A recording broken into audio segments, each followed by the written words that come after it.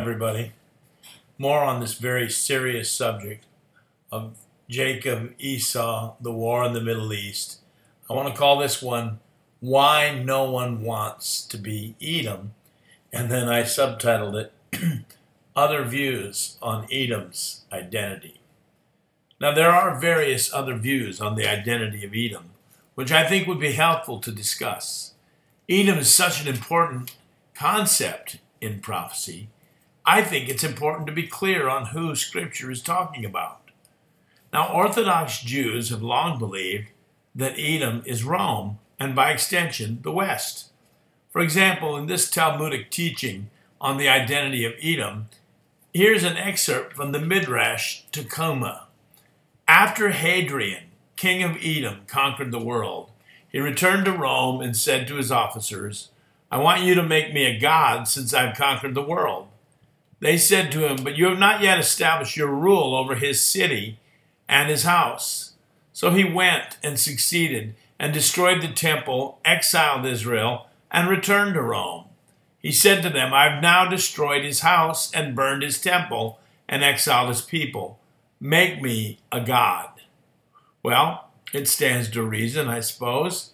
In one sense, Esau's name means red, as does the name Edom.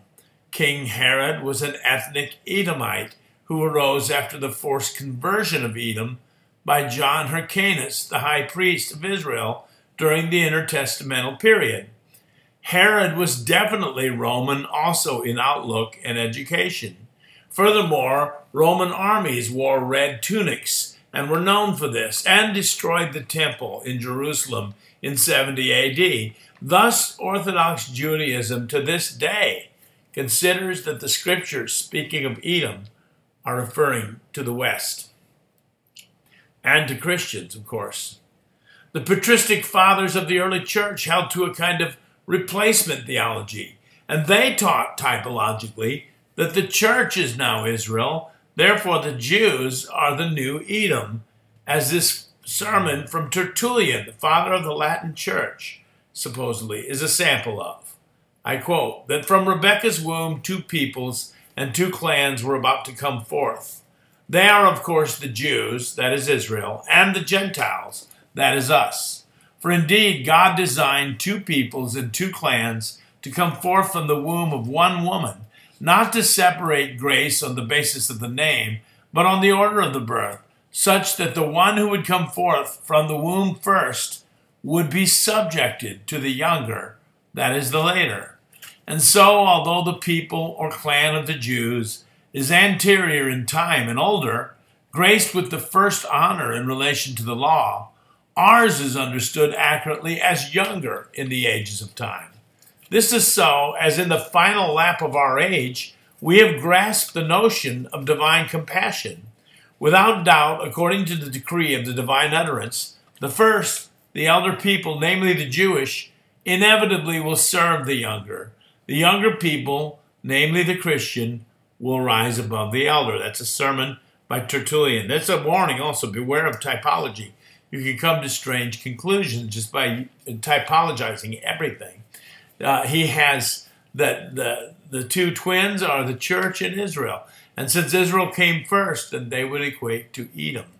And the church came second, therefore we are Jacob. Now, I've seen modern-day cultists, such as black supremacist Hebrew movement, teach that Edom is the white Western world. A number of other cults, including some Muslims, teach that the Jews who currently inhabit the state of Israel and have been coming back into the Promised Land since 1948 are not really Jews at all, but they are Edom. No one wants to be Edom. You can see why with the judgments coming upon this entity. Many people want the name of Edom also to be applied to people who they have a grievance against. Jews want Christians and Westerners to be Edom. Liturgical Eastern Christians believe the Jews are Edom, as do many Muslims and cultists. Now, I had an interesting post on this very forum, Free Republic, which rightly traced the history of Edom to its geographical location until the time when Edom was forcibly converted to Judaism and somewhat assimilated into the Jewish world of the intertestamental period.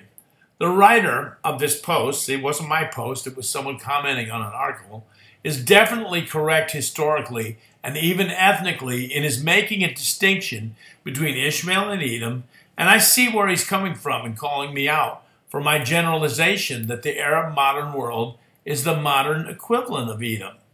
Yet the scriptures clearly portray an entity named Edom, which will be the subject of incredible divine fury in the last days. So who are they? Jesus Christ himself will return to the earth, first visiting Edom, Teman, and Bozrah, all same area. The Teman and Bozrah are regions within Edom. Who is Scripture talking about when it states, "Who is this that comes from Edom with the dyed garments from Bozrah? This that is glorious in his apparel, traveling in the greatness of his strength. I that speak in righteousness, mighty to save. Why are you red in your apparel, and your garments like him that treads in the wine fat?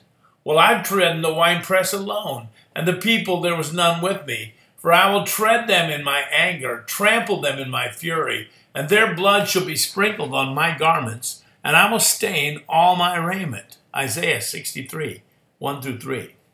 And another scripture, Habakkuk saw the second coming of Jesus. What did he say?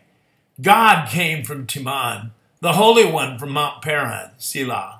His glory covered the heavens, and the earth was full of his praise. His brightness was as the light. He had horns coming out of his hand, and there was the hiding of his power. Before him went the pestilence, and burning coals went forth at his feet.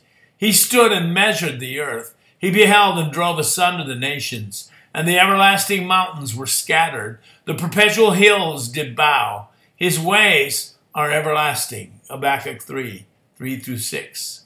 Both of these passages are vivid descriptions of the second coming of Jesus to the earth. Who is Edom again? Note that in all these passages I've been giving, geographical references are used. Teman, Bozrah, Mount Seir, all of these are on the map. All of these are in the area south of the Dead Sea, northwest of Arabia, the geographical location of the once kingdom of Edom. Who lives there now? Arabs, Muslims, spiritual children of Ishmael and Edom, if not direct descendants. Note that as in Psalm 83, Edom's allies are all listed, and they all happen to be the Muslim nations of the Levant.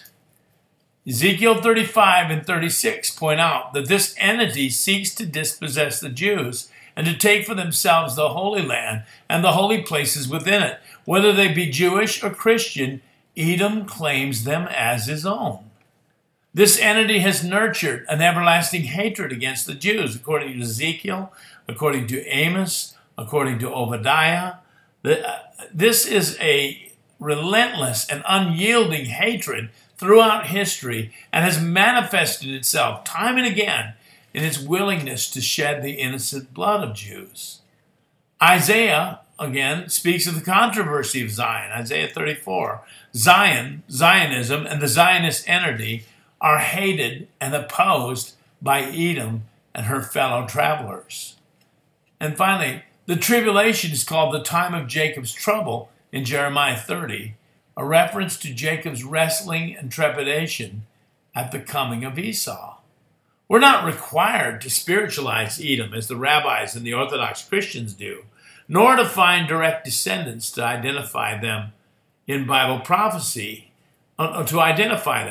Bible prophecy instead refers to regions and the people who happen to inhabit them in the last days.